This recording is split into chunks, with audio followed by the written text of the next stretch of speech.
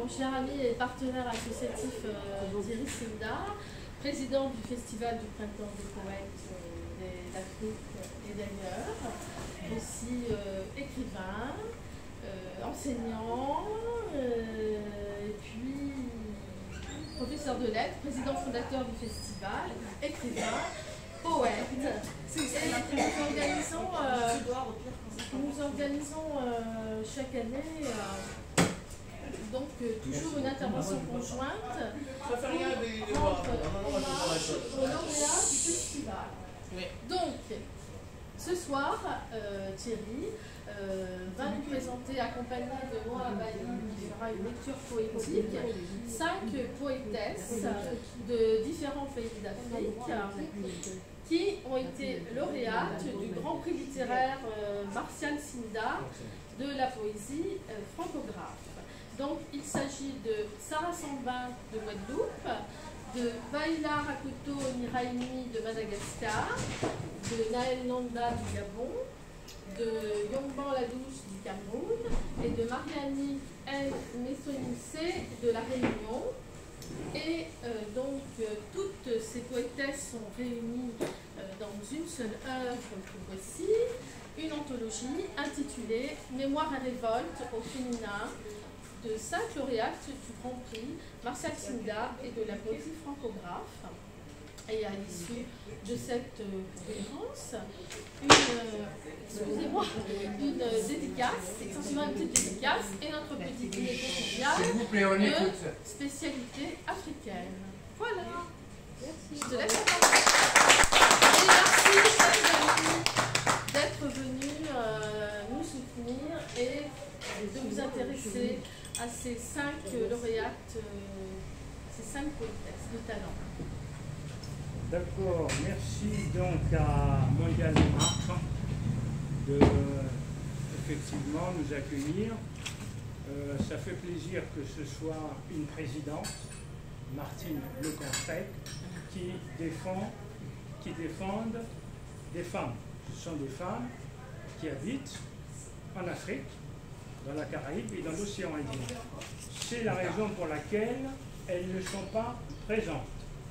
Alors, le livre, le directeur artistique vous l'a dit un peu, le titre c'est Mémoire et critique, Mémoire et révolte au féminin. 5 lauréates du Grand Prix Martial Sinda de la poésie francographe. Donc la genèse.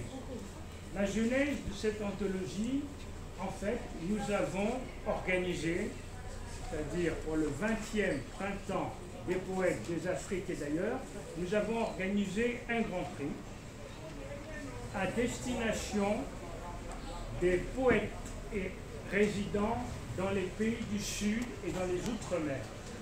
Alors, ce grand prix porte le nom de Martial Sinda, qui depuis 18 ans est le parrain du festival.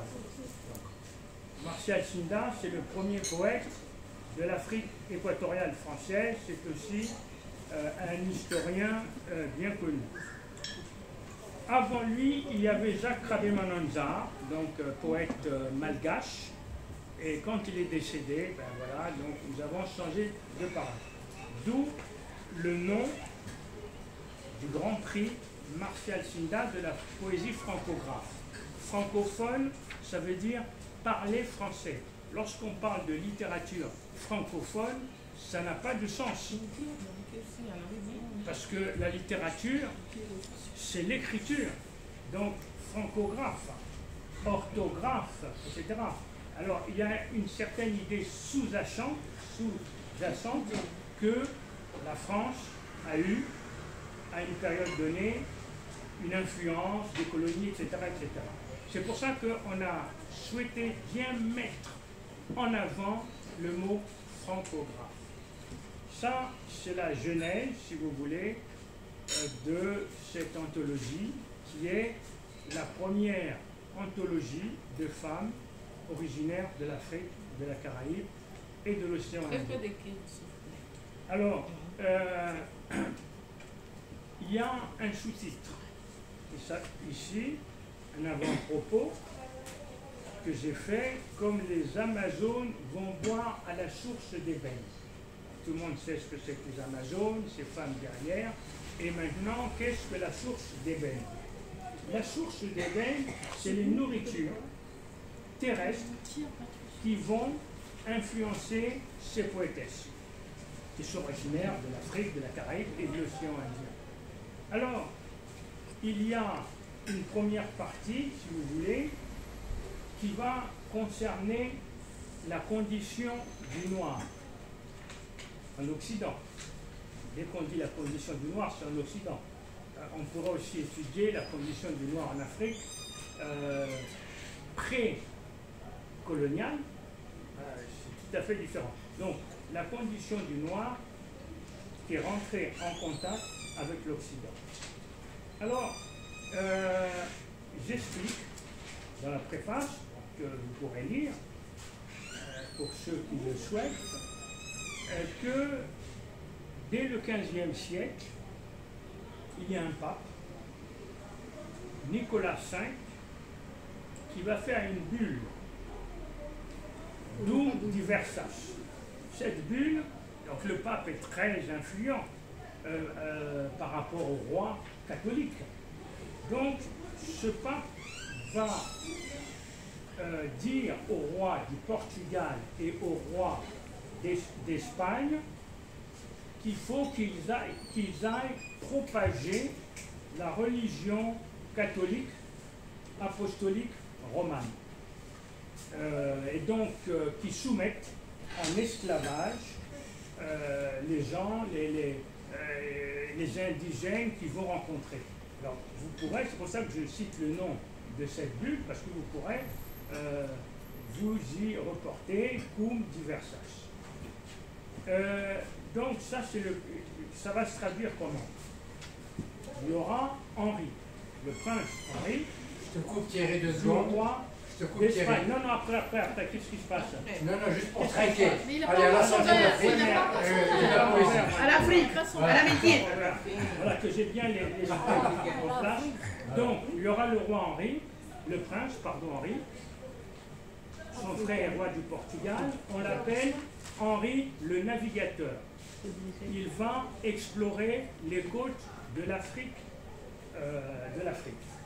D'un autre côté, il y a un personnage qui est très connu, c'est Christophe Colomb. Christophe Colomb, qui est, en fait, il va travailler pour le roi d'Espagne. Et Christophe Colomb, qu'est-ce qu'il va faire? En fait, il va chercher une route à l'ouest de l'Afrique pour se rendre aux Indes, parce que l'est de l'Afrique est dominé par les Sarrasins. Les Sarrasins, c'est-à-dire les Arabes, donc il fallait trouver une autre route. Et malheureusement, Christophe Colomb a mal navigué, puisqu'il est arrivé dans une destination totalement différente, qui est aujourd'hui appelée Haïti, voilà, et Saint-Domingue, c'est divisé en deux, et il va l'appeler Hispaniola. Alors ce qu'on dit rarement, c'est que Christophe Colomb a soumis en esclavage les habitants, c'était des Indiens, les Indiens, excusez-moi, j'utilise le mot de Christophe Colomb, c'était des Incas, enfin voilà, Amérindiens, donc. Il les a soumis en esclavage et il a été gouverneur de l'île. Ça n'a pas non plus été un gouverneur extraordinaire. Bon, 16e siècle. Qu'est-ce qui se passe au 16e siècle? Il y a les défenseurs des Indiens. Las Casas. Alors, il y a effectivement Las Casas, mais Las Casas, ce n'est qu'un religieux. Il y a Charles Quint, le roi d'Espagne, qui va interdire l'esclavage des Indiens sur toute l'étendue de son empire. Il y a aussi un pape, Paul III, qui va également interdire l'esclavage des Indiens. Et c'est à partir de ce moment, grâce au pape et au roi, qui va se tenir la controverse de Valladolid, qui est bien connu, puisqu'il y a Jean-Claude Carrière qui a fait des choses dessus, donc ça a été un film, une pièce de théâtre, donc ça a été un peu médiatisé, et même pas mal médiatisé. Donc, cette controverse de Valladolid va arriver à la conclusion suivante. Les Indiens ont une âme, donc on peut les convertir à la religion catholique, apostolique, romane, sans violence. Et ce n'est pas la peine de les réduire donc en esclavage. Et les Noirs n'ont pas d'âme.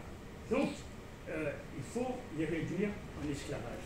À partir de ce moment, la traite négrière va s'intensifier. Le commerce triangulaire va s'intensifier. Alors, ensuite, ça c'est le XVIe siècle, XVIIe siècle, il faut un code pour régir un petit peu tout cela. Il faut un code, ce sera le code noir. Voilà.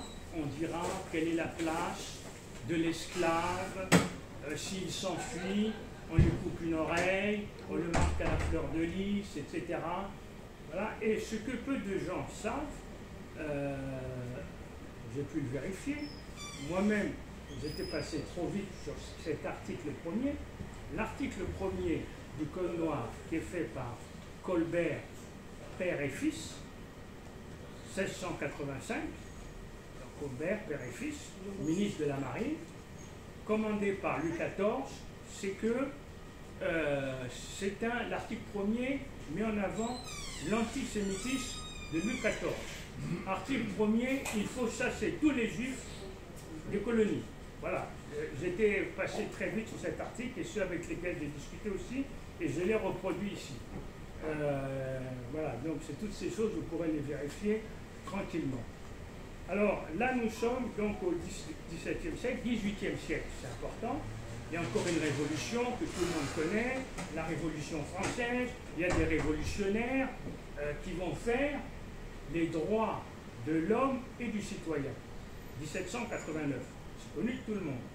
Dans ces droits de l'homme et du citoyen, il n'est nullement fait état de l'esclave noir. Donc, on casse les privilèges des différents ordres, la noblesse, le clergé, le tiers-état, qui avait des privilèges. Par exemple, le tiers-état, il y a une personne de l'époque dont je n'ai pas le nom, mais il disait, dès le XIe siècle, la noblesse protège le peuple,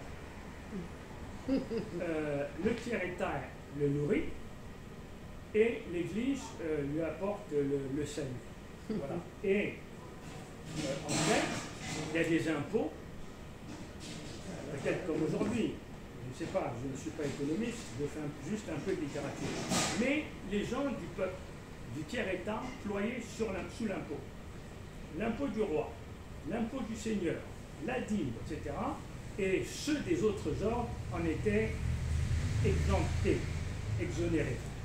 Bon, donc les révolutionnaires, ils essayent justement de faire en sorte que tout le monde, que ce soit plus la naissance qui détermine les postes, parce que les postes étaient aussi réservés, les hauts postes, aux nobles, que ce soit les postes dans l'église, que ce soit des gens qui sont ministres, c'était réservé aux nobles. Donc, dans l'article 1er, les hommes naissent et demeurent libres et égaux en droit. Il y a une autre chose qu'on ne cite pas, j'espère que je vais pouvoir vous le citer de mémoire.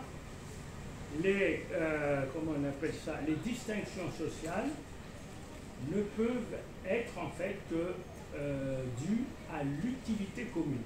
Voilà, quelqu'un qui fait quelque chose peut monter, mais il ne monte pas parce que son père était seigneur et que lui il est seigneur.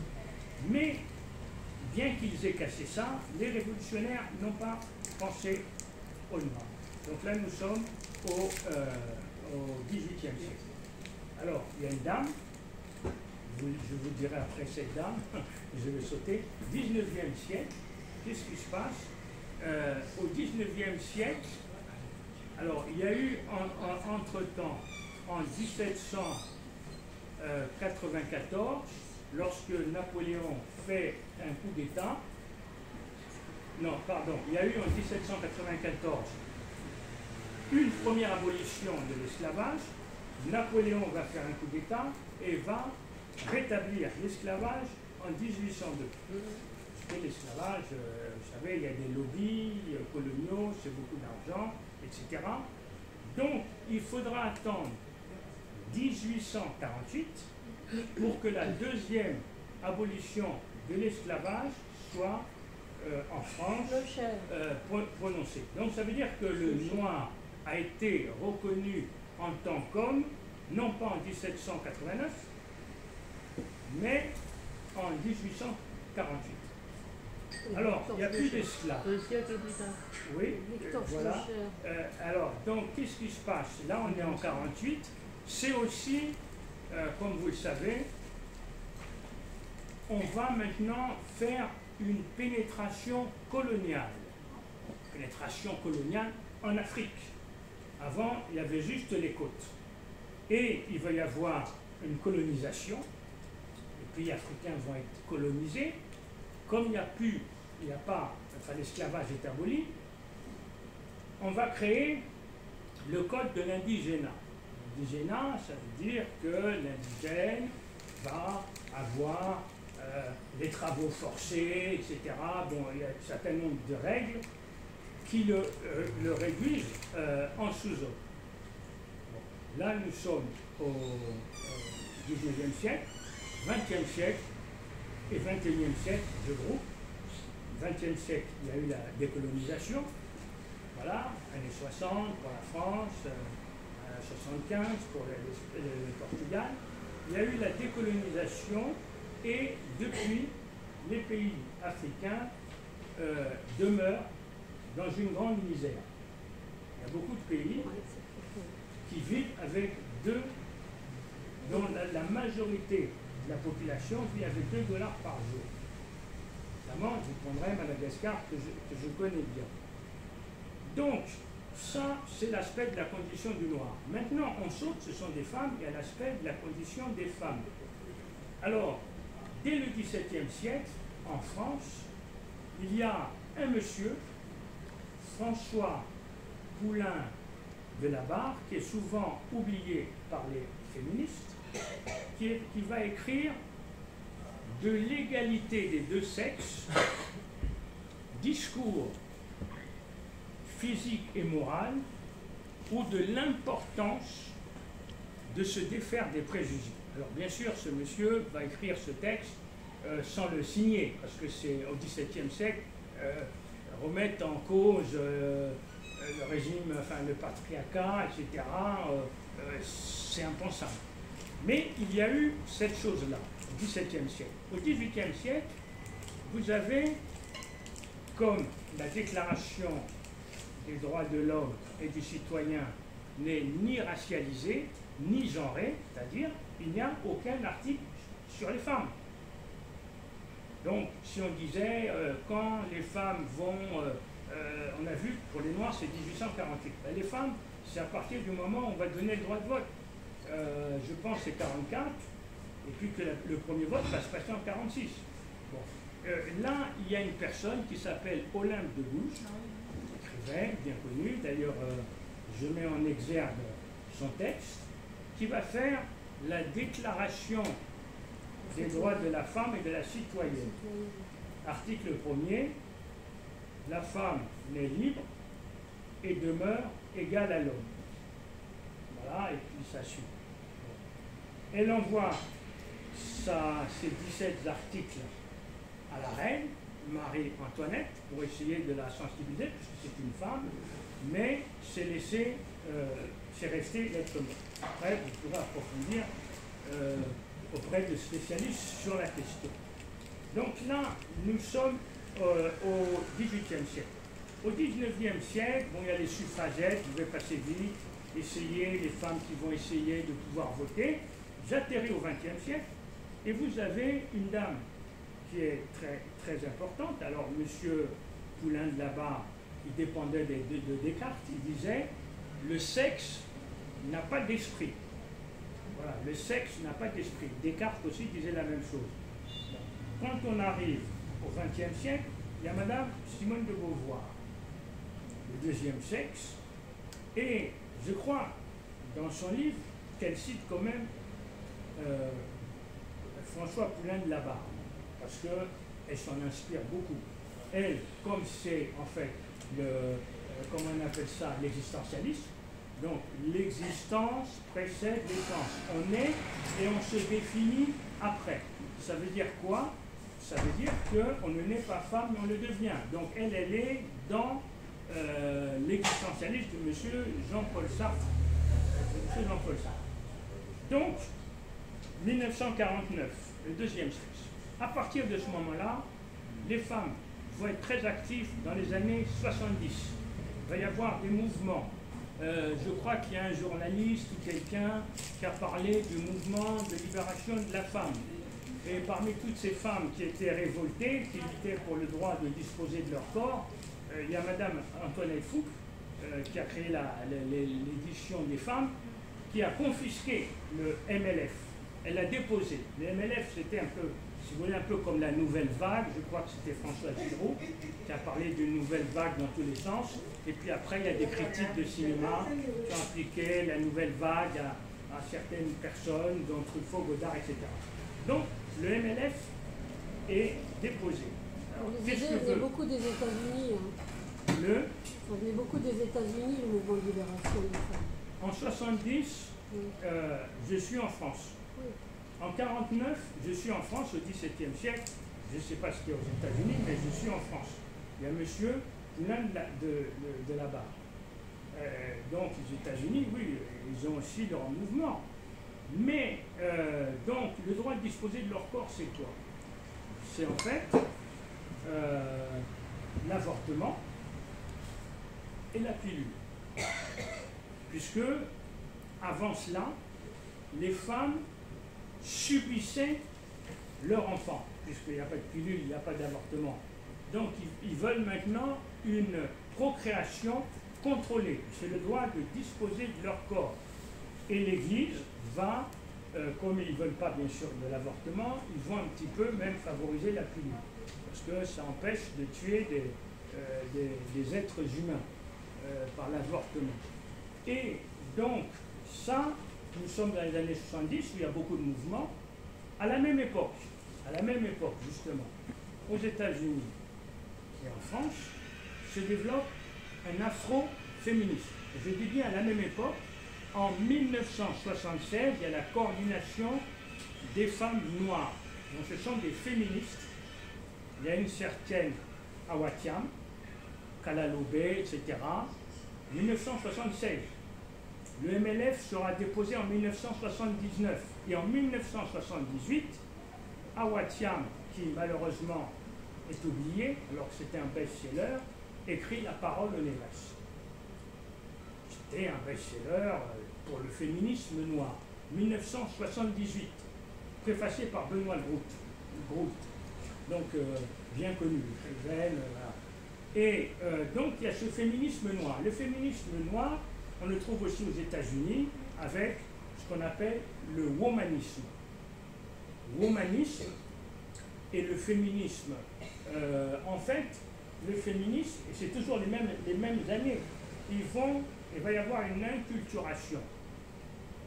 Une inculturation, c'est-à-dire qu'une femme noire, qu'elle soit aux États-Unis ou qu'elle soit en France, bon, elle n'a pas seulement le problème des femmes, elle a aussi des problèmes, si on est aux États-Unis, de discrimination raciale. Donc, il va y avoir ce qu'une Américaine a appelé l'intersectionnalité. Donc, les femmes, ce n'est pas seulement... Alors, je m'arrête bien en 1980, parce que le féminisme a beaucoup évolué de nos jours, les mêmes écologies. Donc, avant 1980, on dit le féminisme français, c'est à pour ennemi l'homme. Mais l'afroféminisme n'a pas pour ennemi l'homme. L'afroféminisme, la femme africaine veut évoluer et elle veut accompagner l'homme pour construire une société nouvelle.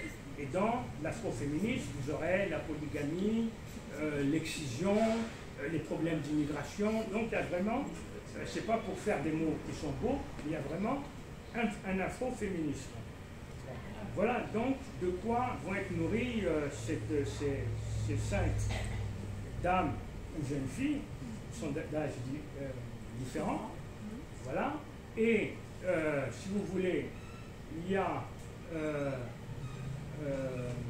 Yomban la douce, qui est un recueil qui s'appelle Silence on décolonise. Vous voyez, ça a un lien avec l'introduction que j'ai faite. Yomban la douce du Cameroun, voilà, elle est camerounaise.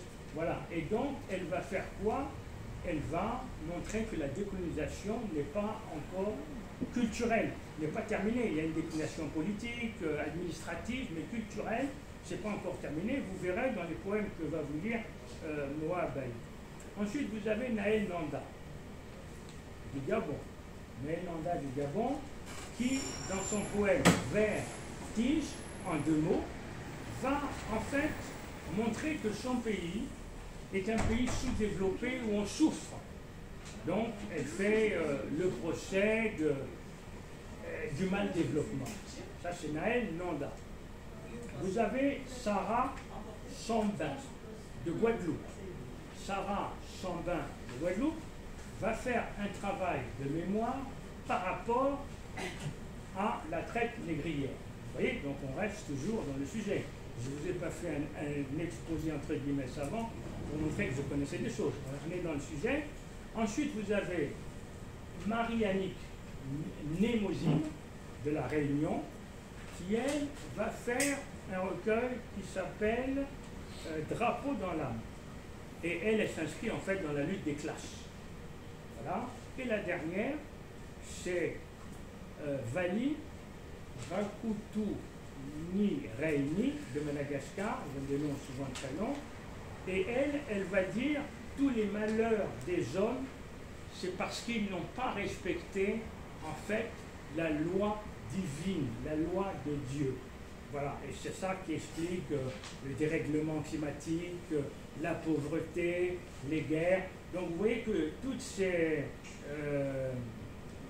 poétesses ont puisé à la fois dans l'histoire des Noirs et dans l'histoire des femmes. Alors maintenant, vous allez avoir des extraits qui vont illustrer tout cela. Moa, si tu veux bien lire. Oui. Tu as fini? Oui. Donc je commence par Yomban la douce, qui a écrit Silence, on décolonise. Et alors la douce, je vais vous dire, Yomban la douce, alias la douce, est née le 1er octobre 2000 à Douala, au Cameroun. Elle est professeure d'allemand. Elle a à son actif plusieurs recueils de poèmes et de nouvelles et un roman. Ses langues d'écriture sont le français et l'allemand.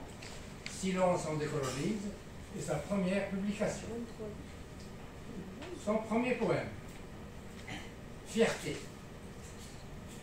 Je suis noir. Je suis noir mais fier de moisir.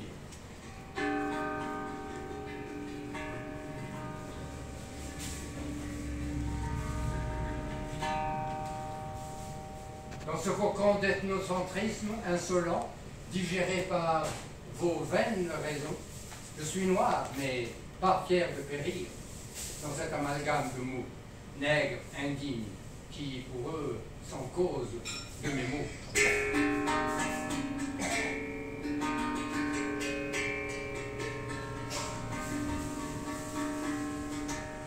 Je suis noir, mais pas fier de mourir.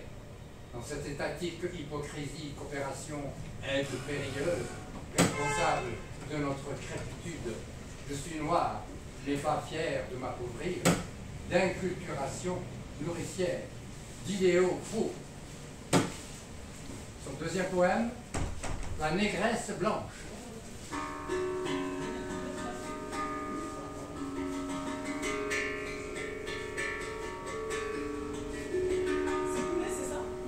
Belle et fière comme cette terre mutilée, Dans son regard siégeait une gêne dégradée, vêtue d'une combinaison afro-occidentale, laissant entrevoir ses couleurs savanes et ses forêts sacrées déracinées.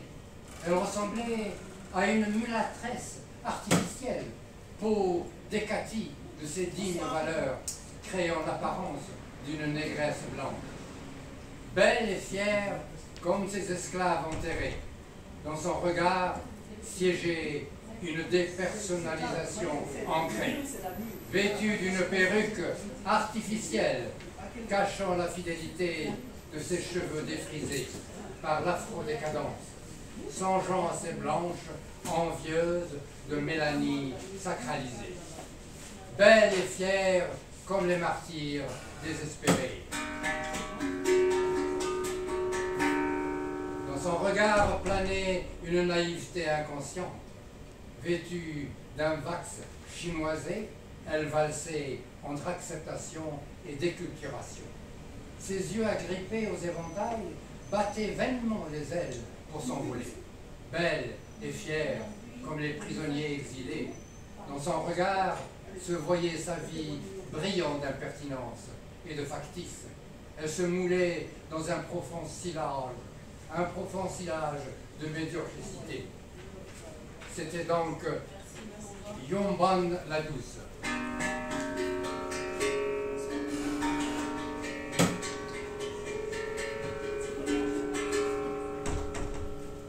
Et nous passons maintenant à Noël Nanda. Noël Nanda qui a écrit donc Vertige. Et Noël Nanda est né le 26 juillet 1985 à Port-Gentil, au Gabon. Elle est titulaire d'un doctorat en psychologie du travail et environnemental. Elle est activiste et milite pour les droits de l'homme dans son pays. Elle appartient à plusieurs collectifs, tournant la page, France, puis Gabon, ou Poétude, écrivain révolutionnaire, dont elle est l'initiatrice. Elle est aussi cofondatrice à Port-Gentil de la bibliothèque citoyenne, le Maquis Bibliothèque, sa langue d'écriture est le français, qu'elle truffe de temps à autre de mots et expressions de la langue en usage au Gabon. Elle a à son actif plusieurs livres. Moral, édition du Net 2015, poésie. Place du Troca, édition du Net 2018, poésie. Étincelle du passé, édition livre 2015, nouvelle. Souffle équatorial, édition d'Acre, Paris 2019, anthologie et poésie.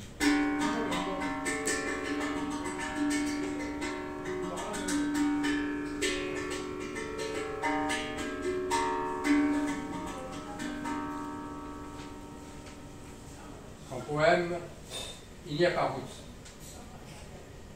Y a-t-il route quand la route est rouge? Quand la route quitte la route pour habiller les alentours? Quand la route vole sur la cime des arbres et arbustes? Quand elle dégouline et repeint les cases? Y a-t-il route quand la route est partout? Quand elle s'étend jusqu'au toit neuf de nouvelles bâtisses?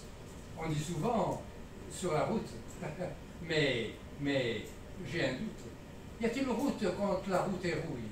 Quand la route quitte la route pour habiller les alentours? Quand la route vole sur la cime des arbres et arbustes et se déroule? Y a-t-il route quand la route s'enfonce dans la terre et nous déroute? Quand elle dégouline et repeint les cases? Y a-t-il route quand la route est partout? Quand elle s'étend jusqu'au toit neuf des bâtisses? Quand elle rentre dans la forêt et pénètre le vivant? Oui, quand on la respire, quand on la frotte, quand on la goûte? Y a-t-il route quand la route colonise tout? Quand elle cloute, croûte, déboute? Quand prendre la route devient une joute? Que tant on la redoute? Quand parfois la vie, cela vous coûte? Y a-t-il route? J'ai un doute, mais dites-moi vous.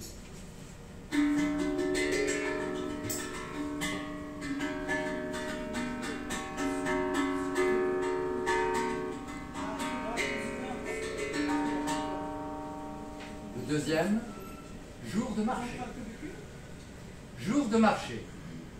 Ma ville se réveille, les pieds dans l'eau, le dos courbé sous le poids de la débrouillardise, ses pieds broutant le sable, ses pieds noyés qui s'enfoncent, avec sa parole qui crie ses espoirs, avec ses bouches qui négocient, ses bouches qui haussent le ton, ses bouches qui se poignent, et les mots qui se séduisent, et les mots qui se battent, et les mots qui se flattent, et les mots qui se blessent, des cuvettes, des paniers, des sacs, des pagnes, des femmes, des pieds, des dos, des hommes, des femmes, des femmes, des femmes, arrachent l'aurore à la nuit, cueillant dans ce présent rude, dès demain incertain, mais demain quand même, demain, et le voyage, et le voyage, et le voyage. C'était Naël Nanda.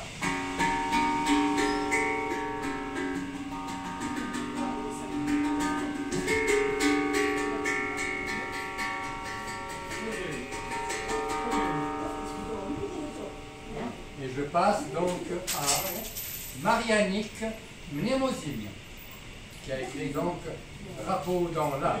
De la Réunion. Marianique Mnemosyne.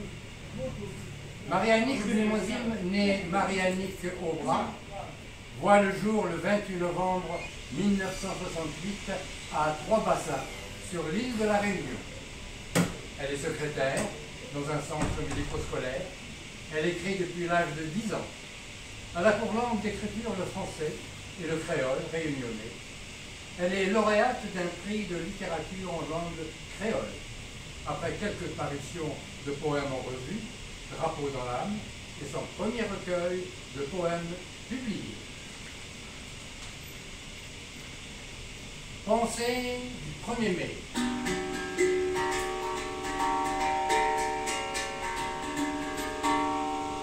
Pensée du 1er mai.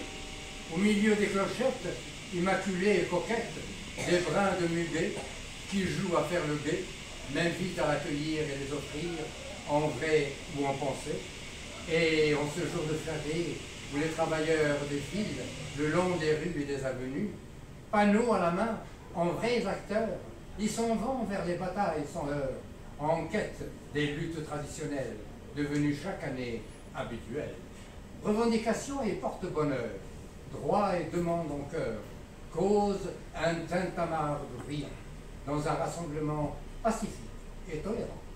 Dans mon jardin rempli d'orchidées, où tombe une fine pluie, des brins de muguet épanouis, danse une frandole assez drôle au son de battements des tambours, des chants et des sifflets, qui égayent la cité et les allées, en alertant tous les alentours. Ô muguet, toi qui embellis le 1er mai.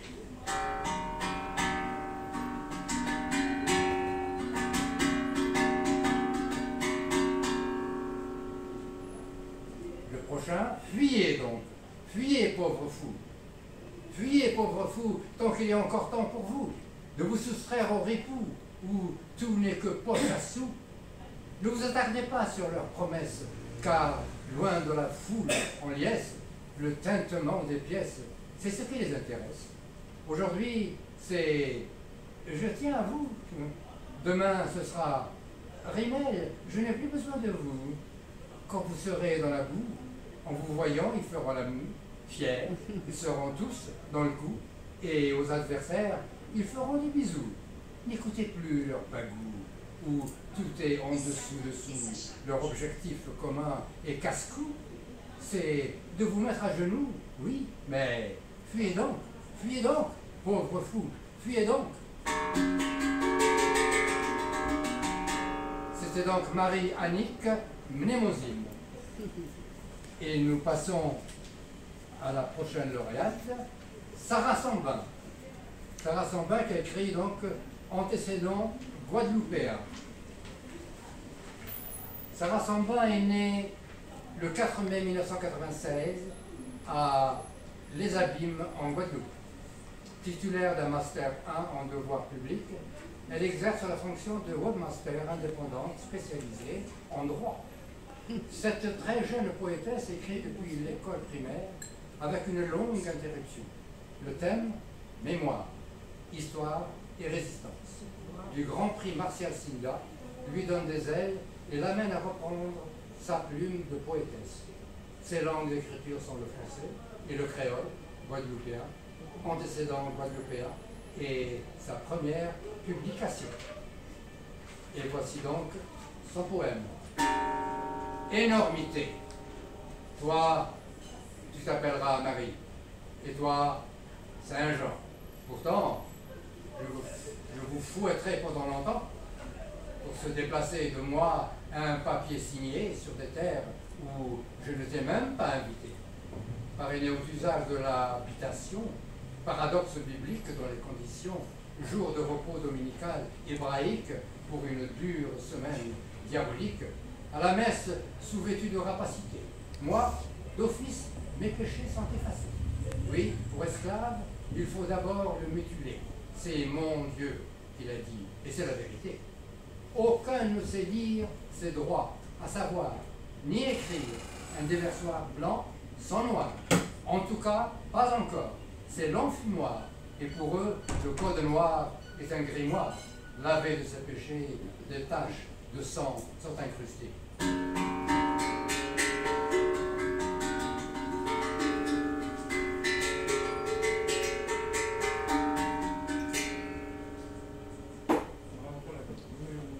Le prochain, donc, après Sarah, Samba, antécédent guadeloupéen, c'est...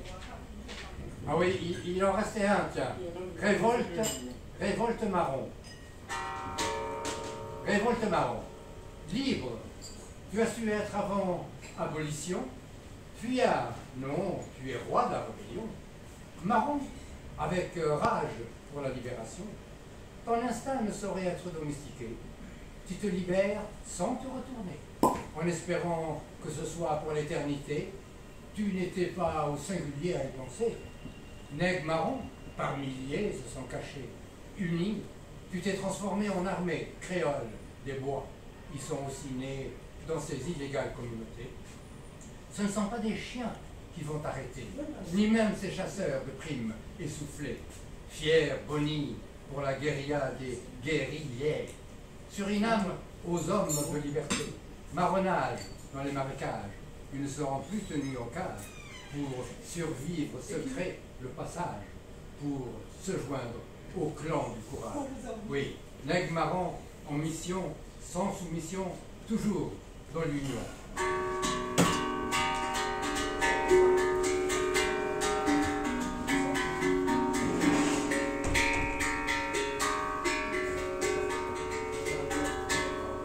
La suivante, lauréate, Valiha Rakotono Ni Reni. Valiha Rakoto Ni Reni. Au cœur en cœur, cœur en cœur. Donc, Valiha Rizoa Rakoto Nireni, alias Valiha Rakoto Nireni, est né le 17 mars 1950 à Soarano, Antananarivo, au plateau, à Madagascar. Son prénom de plume, Valiha, désigne un instrument malgache de forme oblongue, à cordes pincées, tout comme la lyre. La valiha peut être perçue comme le symbole de la création poétique. Enseignante, chercheuse en littérature et civilisation malgasie de l'université de Tananarive, elle fut aussi chargée d'études au cabinet du ministre de l'Éducation nationale de son pays. Cœur en cœur est sa première publication de création littéraire. Ses langues d'écriture sont donc le français et le malgache. Poème à l'envers. Depuis toujours, le monde a sa destinée, mais les différentes saisons actuellement piétinées vont causer des désastres à la vie de l'humanité. Ainsi, la pluie vient en plein hiver, Noël été. C'est nous-mêmes qui avons causé ce changement pour avoir détruit l'ordre précis de l'instrument du Créateur, qu'il avait arrangé brillamment, et celui qui le nie en fait autant, aimant. Pour encombrer à lui toutes les fautes des malheureux sans pattes qui sautent, évitant ainsi ces feux de brousse et le pauvre individu se rétracte et tousse. Oui, il fut un temps où il pleuvait au sud et la sécheresse au nord, avec une fréquence sans cesse. Comme à d'autres régions où l'on sue au nord et au sud il neige pour hiberner encore. Le climat est à l'envers, oui, à l'envers. La canicule s'accroche, la faim va-t-elle enfin pointer son nez et s'approche? Faune et flore, ainsi que l'univers entier, se trouvent dans un cadre embarrassant et inquiet. Embarrassant et inquiet. Le suivant, la guerre.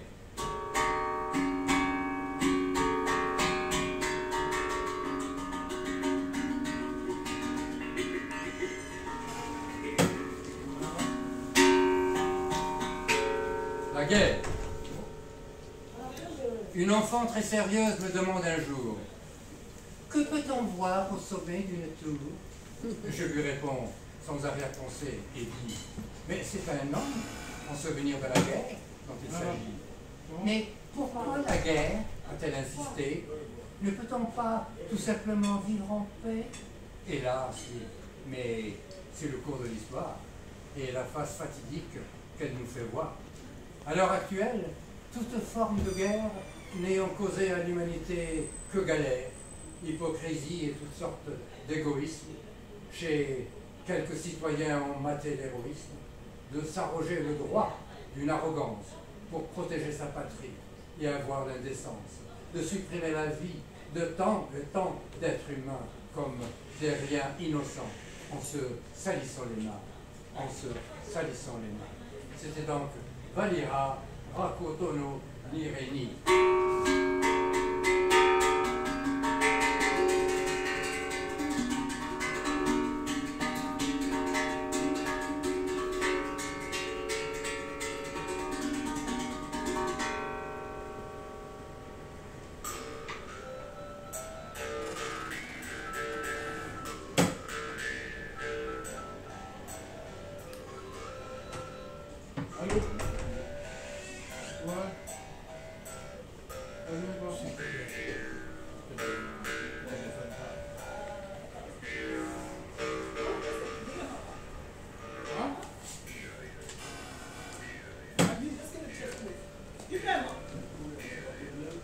Et voilà, c'est terminé. Merci.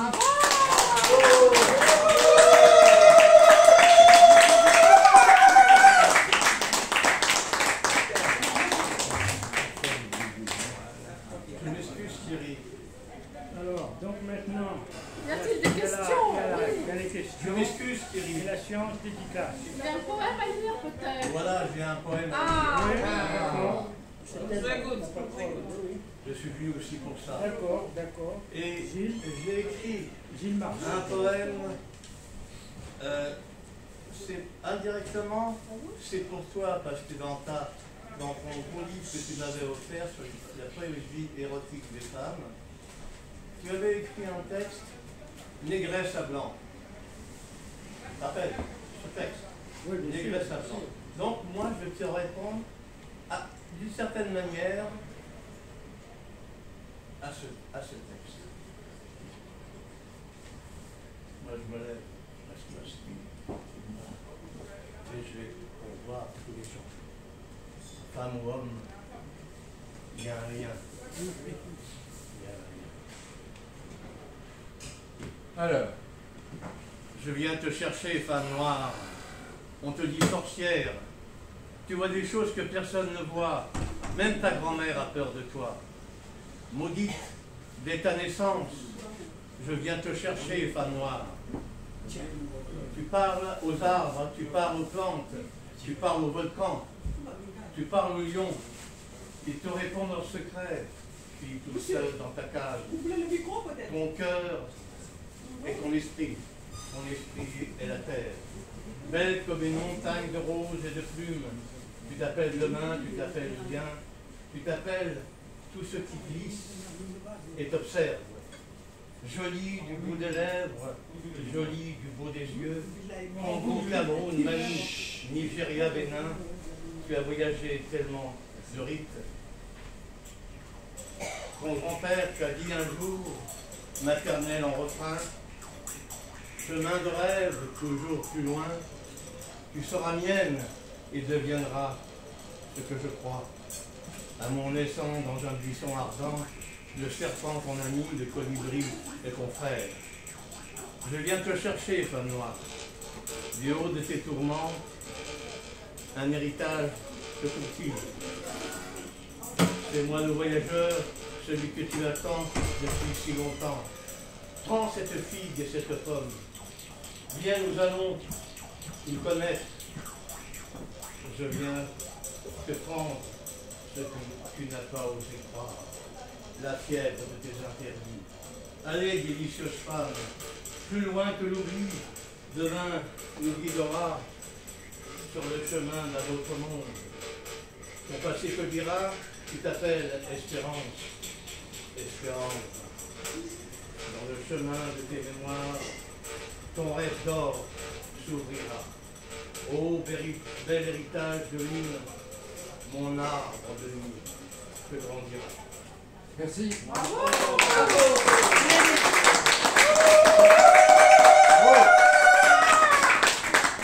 Il n'y a pas une femme blanche ou une femme noire.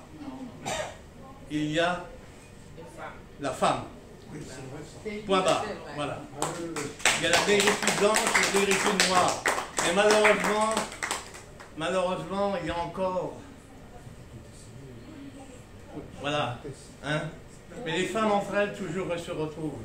Et les hommes n'ont pas le droit de rentrer. Parce que dans beaucoup de pays africains, et ça Thierry le sait, les femmes se réunissent entre elles et veulent plus d'hommes. Voilà.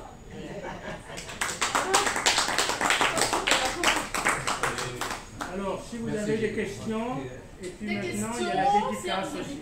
Si vous avez quelques des petites questions, voilà. Par rapport à ce qui a été dit, ce qui a été lu, des choses que vous voulez rajouter, éclaircir.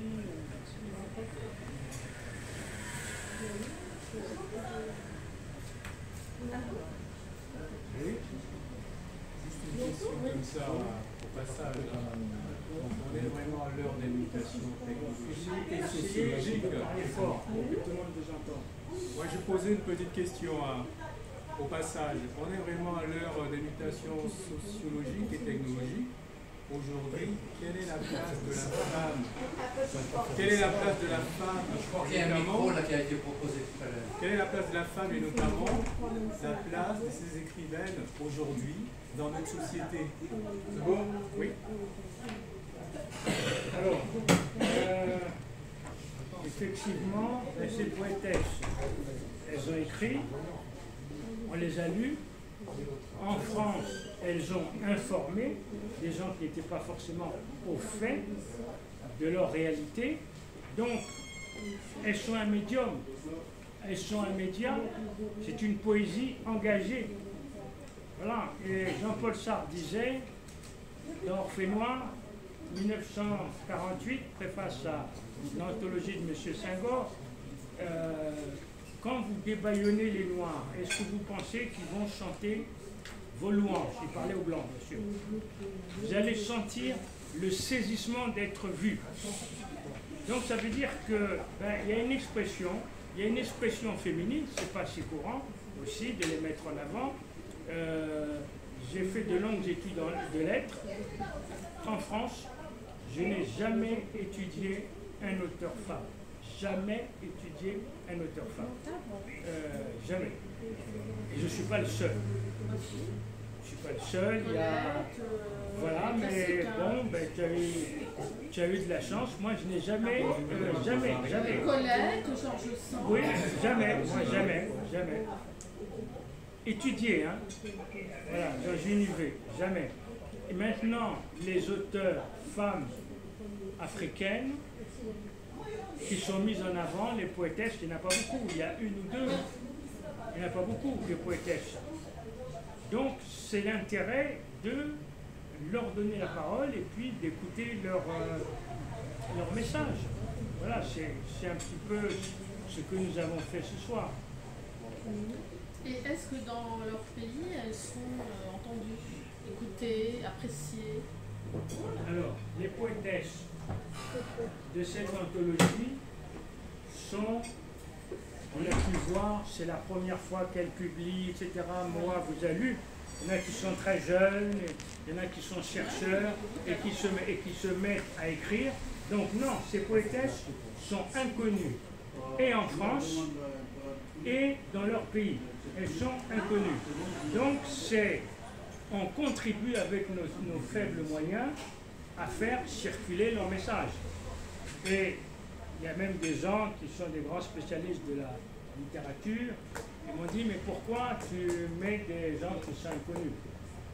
Bon, je dis, mais il faut les faire connaître. Voilà. En plus, oui, les thèmes évoqués, c'est quand même... elles ont choisi des thèmes bien déterminés et qui sont parlants. Enfin, pour nous, c'est parlant. Les thèmes sont forts. Les thèmes sont forts. Je m'excuse, Thierry. Oui. Tu disais qu'il y a très peu de poétesses, tu disais qu'il y en a très peu, mais va dans les banlieues. Va dans les ghettos, c'est pas ton genre, bien sûr, tu es universitaire, mais va dans les banlieues, va écouter le slam, le rap. Le rap, bien souvent, on le dédaigne, mais quand tu as 12 ans, quand tu as 14 ans, et que tu slams, que tu dis des choses, ça n'a rien à voir avec les aînés. Et la poésie mériterait d'être au centre des ghettos, voilà, car il y a des concours de poésie dans les écoles municipales. Et ce sont des poèmes écrits par des jeunes entre 8 et 12 ans. Et dedans, il y a beaucoup de jeunes filles. Donc il faudrait aussi s'intéresser à ce qui se passe aujourd'hui dans les banlieues. Et c'est très très grave. Il y a urgence parce qu'ils ne savent plus parler. Alors ils parlent avec la Kalachnikov, mais ils ont les mots pour le dire aussi. Mais on s'en désintéresse. L'université, oui, mais l'urgence, oui. Voilà. D'accord, merci Gilles. Ce qu'il faut savoir, c'est qu'il y a une validation de la littérature. Voilà, par les médias, sur la presse écrite, radio, télévision. Et bon, dans chaque quartier, il y a des gens qui font de la poésie. Il y a mes voisins qui font de la poésie, etc. Mais parfois de très bonne qualité. Mais elles n'ont pas d'existence parce qu'elles ne sont pas publiées, visibles, etc. Voilà. Et donc, dans le milieu poétique, je vous invite d'ailleurs à aller au marché de la poésie, place Saint-Supplice au mois de juin. Vous aurez une ou deux poétesses noires, toujours les mêmes, qui sont citées. Mis à part ça, il y en a, puisque j'en ai réuni ici, mais voilà, c'est assez difficile. Et puis, même les poétesses qui ne sont pas noires, le fait d'être femmes et poètes, elles sont encore discriminées. On a vu qu'il y a une femme française qui a eu pour la première fois le prix Nobel, qui a été créé il y a bien longtemps, etc. Bon, et donc il y a cette discrimination aussi sur les femmes, tout simplement.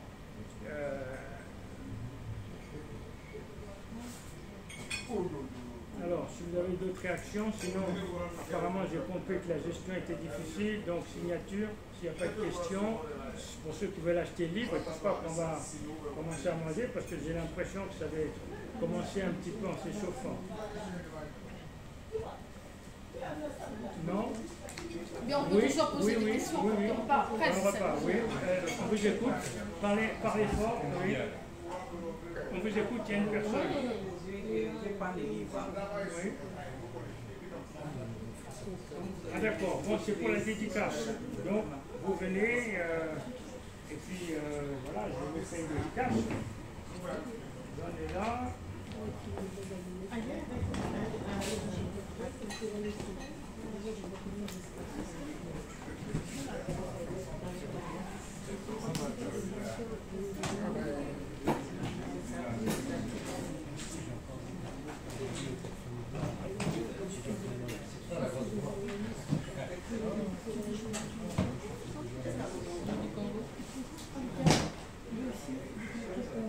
Vous allez faire votre discours? Non, mais que vous sachiez, avant l'écriture, l'oralité. La poésie est orale. Dans tous les pays du monde, la poésie, c'est l'âme paysanne. Et l'âme paysanne appartient à toutes les femmes, surtout. Voilà. L'âme paysanne, c'est les femmes. Et les femmes détiennent tous les secrets de l'humanité. Le patriarcat, bien souvent, elles le disent en silence. Il y a le matriarcat qui est le plus important. L'oralité. Écoutez les femmes, messieurs. Écoutez les femmes de tout âge. Vous aurez tout à y gagner. Le monde va mal, car les hommes souvent désertent. Et on voit bien l'Ukraine, ce que ça donne. Hein. Les gens passent en Afrique. Excusez-moi. Il y a urgence. Il y a urgence. Il y a beaucoup d'urgence dans un an, pour 2 ans. Nous ne savons pas ce que deviendra ici et la Russie et l'Afrique. Race, Poutine. Est-ce qu'il y a parmi vous des gens qui ont quelque chose de poétique à dire, qui seraient les bienvenus? N'hésitez pas. Allez, ne soyez pas timides. Nous avons une amie présidente d'association culturelle à Créteil. Ah ben alors voilà. Donc vous pouvez nous dire quelque chose. Comment? C'est elle. C'est elle. C'est vous ou elle? Alors, dites-nous quelque chose. De poétique si c'est possible, mais sinon. Voilà, notre association à Créteil. Comment? Notre association, ça s'appelle Buenamonto. Bon, vu que nous sommes des cultures Luba, Luba c'est toujours une église qui se trouve aussi au Congo, la République démocratique du Congo. Voilà, dans Kasaï. Bon. Le Congo c'est un grand pays vaste, donc il y a beaucoup d'ethnies. Voilà, et chaque ethnie a sa dialecte. Et nous on essaye. Dit que bon, j'ai 11 petits-enfants et essayer de léguer des choses que moi j'ai vécues dans mon village avec mes petits-enfants. J'essaie de l'expliquer ce que moi j'ai vécu chez nous. Voilà, donc chez nous ça dit que culture Luba. D'accord. Voilà. Kasaï. Donc Kasaï, je ne sais pas si vous connaissez à l'époque c'était Congo belge. Il y a eu des Kasaï oriental et Kasaï occidental. Voilà. Est-ce que vous avez un poème congolais à nous dire? Mais bon, peut-être après. Même en maternelle. Après, oui, justement, c'est ce que je connais donc. Voilà. Voilà, justement. Donc, oui. Je vais. Parce que nous, nos poèmes souvent, c'était en chantant. Nos grands-parents nous parlaient toujours en chantant. Après, je vais expliquer qu'est-ce que ça veut dire. Allez-y. Voilà. Lumwanye, lumwanye, lumukulu kibale, lumu. Wamupandila, lumukulu kibale, lumu. Wapa wapela, lumukulu kibale, lumu. Wayamukuni, lumukulu kibale, lumu. Kumaina liya, lumukulu kibale, lumu. Après, il y a une petite oiseau, comme on a beaucoup des oiseaux, qui commence aussi à chanter dans le même langue, mais un oiseau.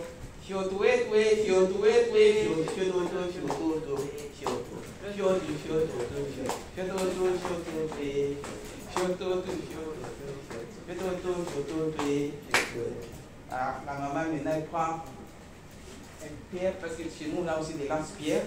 Il lance pour attraper l'oiseau. Pourquoi tu es en train de m'imiter? L'oiseau s'envole, tu vas encore sur les branches d'arbres, tu commences encore. Voilà. Donc, je vais vous traduire en français qu'est-ce que ça veut dire. Hein? Alors, voilà. Merci beaucoup. Traduisez en français. Voilà. Merci. Alors, on écoute la traduction en français.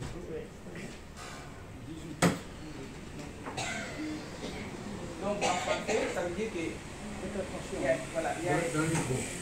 il y a une femme, comme ça se passe partout dans le monde, au village, cette femme-là, elle n'était pas au monde.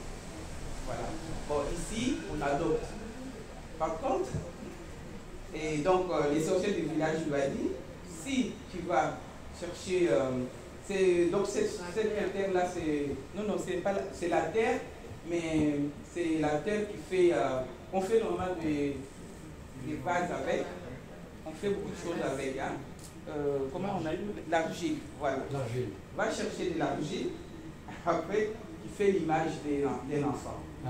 Et tu vas souffler dedans. Et cette image-là, l'enfant que tu vas désirer, il va commencer à parler comme tous les enfants, il va faire tout ce que tu fais, tu vas l'aider comme l'enfant. Et la femme, elle a fait, elle est partie chercher l'argile, elle a bien fabriqué le bébé et tout ça. Elle a parlé comme les sorcières du village lui avaient dit. Et bien l'enfant, elle commence à devenir une petite fille. Bon, maintenant on lui dit ceci. Bon, c'est une petite fille mais qui n'est pas comme tout le monde. Elle fait rester à la maison, fait à manger, fait toutes les tâches de la maison, même si elle sort, elle est sortie. Par contre, quand il commence à pleuvoir, partout elle va se trouver, il faut qu'il commence à courir juste à la maison. Parce que la fille, si elle reste sur la pluie, elle va fondre. Alors qu'est-ce qui s'est passé?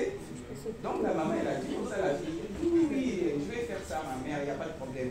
Comme tous les petits enfants, quand tu vois les jeunes de son âge, tu dis, bon, viens, on va aller chercher du bois pour cuisiner. Il est parti chercher du bois. Il arrive. Après, oui, on va aller cuisiner de l'eau. Elle n'a pas dit, non, moi, je n'y ai pas, mais je ne suis pas comme vous. Mais donc ma mère m'a interdit d'aller cuisiner de l'eau parce que si jamais il pleut, parce que vous connaissez, bon, l'Afrique, même là où j'ai grandi, pour chercher de l'eau, c'est pas à côté. Hein. Ça peut être à 10 km, ça peut être à 8 km, ça peut être à 6 km. C'est vraiment une distance, mais quand il pleut, c'est pas comme ici. Hein. C'est dans la boue. Exactement. Mais la petite fille, elle n'a pas écouté sa maman. Elle a fait comme tous les enfants ici. Ah oui, ma copine, elle m'a dit, je vais faire comme eux. Voilà, ils sont partis chercher de l'eau. Maintenant, amenez bien un seau d'eau sur la tête. Eh bien, la pluie, vous connaissez l'orage en Afrique. Eh bien, l'orage, la pluie abondante. Donc, et les autres commencent à courir, tout ça. Et les autres aussi de courir, elle fait comme les autres. Mais comme c'était l'argile, mais en force, il faisait la force pour marcher, attraper les autres, il commençait à petit à petit, jusque là, l'argile est retournée l'argile. Mais comme sa maman, elle a percé l'oreille, elle avait mis les boucles d'oreille, elle avait mis des bijoux, tout ça, et des habits. Donc on avait trouvé que des habits et des bijoux. Et quand la maman est sortie, maintenant, à la maison, mais elle est où ma fille? Tu demandes aux autres, tu dis, ah mais on était parti cuisiner l'eau, et après, il y a eu la pluie. Donc la maman elle a commencé à parler comme je dis. Elle pleurait, vraiment, elle pleurait. Voilà. Donc la fille, le même chemin que la fille est partie à l'eau, tout ça. Et donc, comme on a vu, il y a beaucoup d'oiseaux, l'autre essayait d'étudier comme elle pleurait. Il y a une dame qui pleurait vraiment sa fille, et voilà. C'est ça l'histoire. Merci. Un grand merci. Voilà, d'accord. Merci. Maintenant, s'il y a d'autres personnes qui veulent être dédicacées par M. Thierry Sinda, il se présente. Il serait les bienvenus. C'est pour ma petite fille, voilà, qui s'appelle Tima. Sima. T-I-M-A. Sima, c'est quoi? Sima? Ça veut dire quoi? Ah bon? Il n'y a pas de signification Sima. Ça veut dire quelque chose. Non? C'est le principe d'un prénom qui appartenait à Marguerite. Et c'est lequel? Marguerite. Alors Marguerite, Sima, il y a une grande différence quand même. Des Marguerites, ces petits enfants l'appelaient Petite Mag. Ah, d'accord. Merci, merci bien. Merci. Est-ce qu'il y a d'autres personnes qui ont des choses à dire?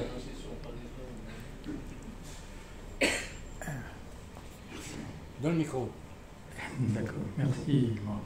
Donc, je m'appelle Victor Moutanki. Je voulais juste complimenter Thierry Sinda pour son brillant exposé. Et moi aussi pour ses Moabites, pour ses brillantes lectures. Merci.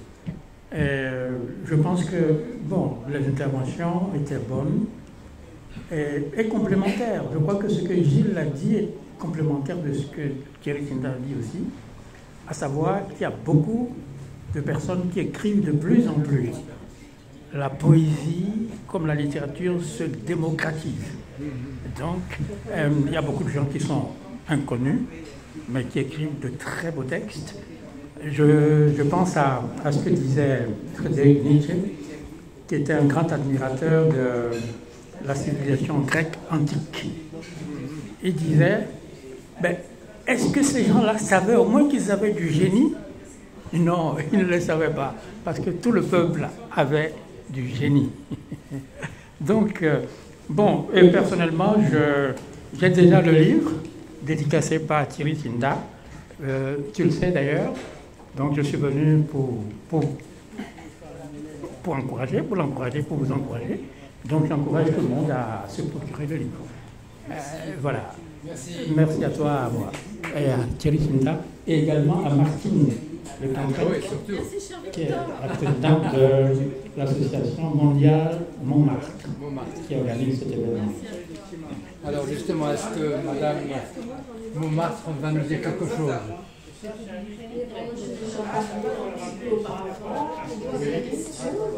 On écoute Martine.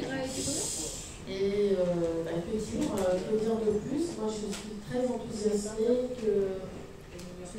enthousiasmée de ces 5 lauréates africaines et d'outre-mer qui ont écrit des poèmes de talent, et je souhaite de tout mon cœur qu'elles soient connues, et que leur poésie soit connue et diffusée au niveau international, parce que c'est vraiment très beau ce qu'elles sont. Voilà, ça m'a beaucoup touchée. Et je suis très contente et je vous remercie tous trois, Thierry, toi et Gilles, de participer à cet événement, ainsi que tous les amis ici présents, pour honorer ces poétesses d'Afrique et d'ailleurs. Et je trouve que c'est une belle soirée. Voilà. Merci Martine. Il y a d'autres personnes qui veulent dire quelque chose? Ils sont timides. Peut-être Jeannette. Oui. Elle est timide. Ils sont allez. Timides. Allez, un peu de courage. Je suis ravie d'être avec vous tous et on apprend beaucoup. Merci. Merci. Merci, ça a été vrai. Oui. À vous que vous avez lu d'une façon élégante toutes ces poésies. Merci beaucoup. Merci. Voilà. Merci vraiment. Adriana, elle va pas dire un petit mot. Ah ben oui, un petit mot peut-être. Merci beaucoup. C'est très intéressant. Et vraiment, pour moi, c'est incroyable ce qu'il y avait de l'esclavagisme. Ça m'intéresse beaucoup. Mais ce qui est intéressant, à propos de Napoléon, il y a eu cette révolte en Haïti et j'ai vu que, en fait, c'est la chef de la rébellion, c'était une femme qui était enceinte. Donc ils l'ont laissé accoucher, après ça ils l'ont décapité. Haïti. C'est incroyable. Merci. Non, pardonnez-moi, mais c'est impressionnant. Oui. Il faut se respecter, on vient du même endroit, on repart au même endroit. Et justement, on doit apprendre les uns des autres. Tout à fait. Mais aujourd'hui, à la ville de Paris, on célébrait la commémoration de la fin de l'esclavage. Oui.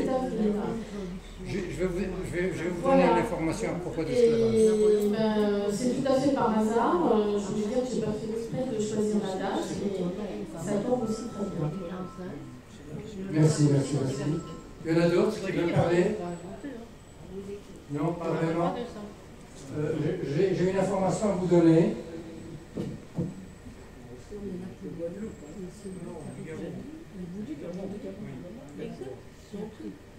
C'est chrétien, quoi. Ça se reflète, ça s'écrit comment?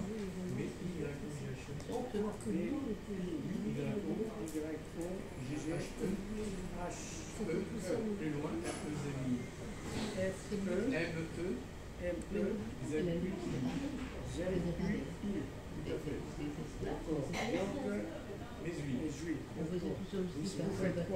Alors, je voulais une information à propos d'esclavage.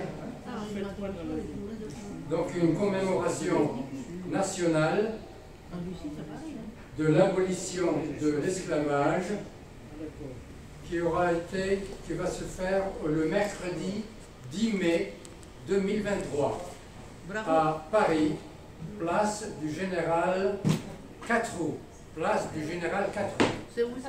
C'est dans le 17e, à 18h précis. C'est pas la mairie du 17 qui organise? Comment? C'est pas la mairie du 17e qui organise? Parce que nous, Ville de Paris, c'était aujourd'hui. Ah bon? Ouais. Mais c'était pour le personnel, Ville de Paris et...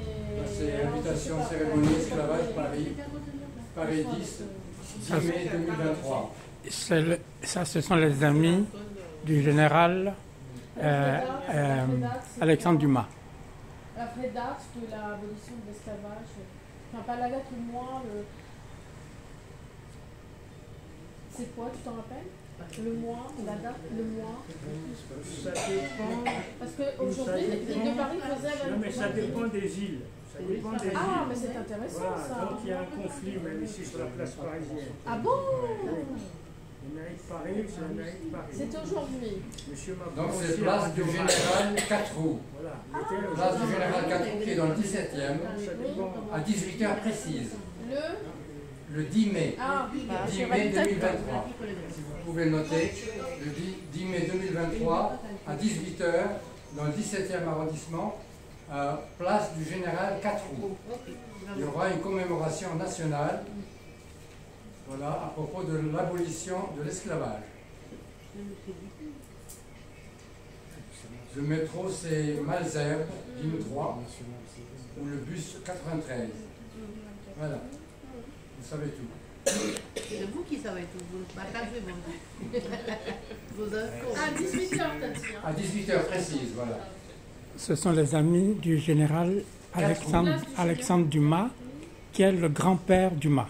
D'accord. Il y a eu Dumas père, qui était écrivain, et Dumas fils, écrivain également. Mais le grand-père était général de Napoléon. Ce sont eux qui organisent. Alors, il y a autre chose, d'autres choses à dire? Était africaine. Ouais, il était métis. Métis noir, quoi. On dit l'esclavage noir, mais actuellement, l'Ukraine. On est pensé aux femmes de l'Ukraine. On écoute comment qu'elles survivent avec leurs enfants. C'est pas de l'esclavage, et ce sont des blancs. Hein? Arrêtez pour moi les noirs, les noirs, les noirs. Ça me fascine ça. Ça me fascine. Aux États-Unis, il y avait des nègres blancs. Il y en avait plein de nègres blancs. Au Canada, il y avait des nègres blancs aussi à l'époque de Christophe Colomb. On en parle moins parce que ça dérange. Mais actuellement, c'est terrible ce que nous allons vivre. Et dans un an ou deux, qui sait si nous serons encore ici? Eh bien, l'homme est un loup pour l'homme. Absolument. Comme dit Hobbes. Non, mais moi, c'est les femmes qui m'importent. Et là, l'urgence des femmes qui, dans les ruines, entour des bombardements, survivent avec leurs enfants. Survivent. Et ça, c'est pire que tout. Merci beaucoup à vous. Et j'ai une pensée pour elle très forte. Voilà. Moi, j'ai un petit proverbe wolof du Sénégal qui dit la chose suivante: Nit nita et garabam. Nit nita et garabam, ça veut dire il n'y a de médecin pour l'homme que l'homme. En wolof. Ça, c'est vraiment très important. Donc, on apprend aussi des anciens. On a tout à apprendre. Mais tout vient des anciens. Thierry a quelque chose à dire, je crois. Non, c'est dédicace. C'est un dédicace. Ah, dédicace, il n'a rien à dire. Bonjour. Vous venez? Bonsoir, bonsoir.